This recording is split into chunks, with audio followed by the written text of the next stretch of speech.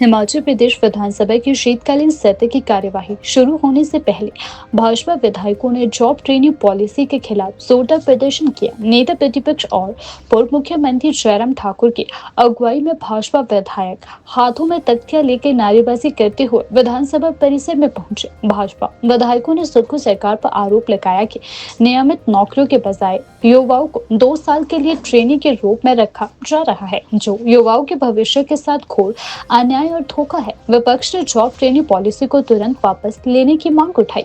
जयराम ठाकुर के नेतृत्व में भाजपा विधायक दल ने सरकार को उसकी चुनावी गारंटियों की याद दिलाई। विपक्ष ने कहा कि जॉब ट्रेनिंग पॉलिसी को रद्द किया जाए, 5 लाख युवाओं को रोजगार देने की चुनावी गारंटी को पूरा किया जाए। भाजपा विधायकों ने आरोप लगाया कि सरकार युवाओं से किए वादों से पीछे हट रही है। पॉलिसी वापस लो, वापस लो, वापस लो। मुख्यमंत्री स्वावलंबन योजना बहाल करो, बहाल करो, बहाल करो। मुख्यमंत्री स्वावलंबन योजना बहाल करो, बहाल करो, बहाल करो। मुख्यमंत्री स्वावलंबन योजना बहाल करो, बहाल करो, बहाल करो। देखिए, कांग्रेस पार्टी की ओर से 10 गारंटियां दी गई थी और 10 गारंटियों में से एक बहुत बड़ी गारंटी एक ये भी थी कि हिमाचल प्रदेश में बेरोजगारी को खत्म करेंगे, बेरोजगार नौजवानों के लिए नौकरी देंगे।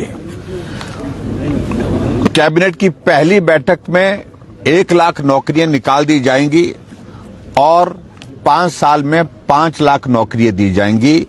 सरकारी नौकरियां, पक्की नौकरियां, 58 साल वाली नौकरियां, पेंशन वाली नौकरियां। ये सारी बातें हम एक बार नहीं अनेकों बार हमने भाषण में सुनी और उसके बाद सरकार बनने के बाद भी इस गीत को कांग्रेस के मुख्यमंत्री के साथ उप मुख्यमंत्री और मंत्री सभी नेता दोहराते रहे कि नौकरियां देंगे, नौकरियां देंगे, नौकरियां देंगे। और आज 3 वर्ष का कार्यकाल कांग्रेस पार्टी का पूरा हो गया। 3 वर्ष के कार्यकाल में आपने इस बात को देखा होगा कि आउटसोर्स पर लगे हुए 10,000 से ज्यादा नौजवानों को नौकरी से निकाल करके घर भेज दिया गया।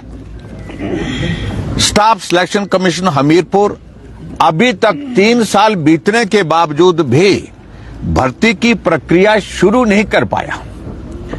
अभी तक हिमाचल प्रदेश में 3 साल के कार्यकाल में अगर नौकरियां नौजवानों को मिली है, वो नौकरियां हैं जो भारतीय जनता पार्टी की सरकार के दौरान पोस्टें क्रिएट की गई थी, बजट प्रोविजन किया गया था, सिलेक्शन का प्रोसेस शुरू किया गया था और उसके बाद उन नौजवानों को प्रोसेस के बाद नौकरी मिली। वर्तमान सरकार का क्या योगदान है? और यहां तक के जो नौकरियों के लिए हमने प्रोसेस शुरू किया था, इंटरव्यू हुए थे, बहुत सारे अभी तक जो है उनका 3 साल का कार्यकाल बीतने के बावजूद भी अभी तक नौकरियां जो उनको नहीं मिल पाई है, उनका रिजल्ट नहीं निकल पाए।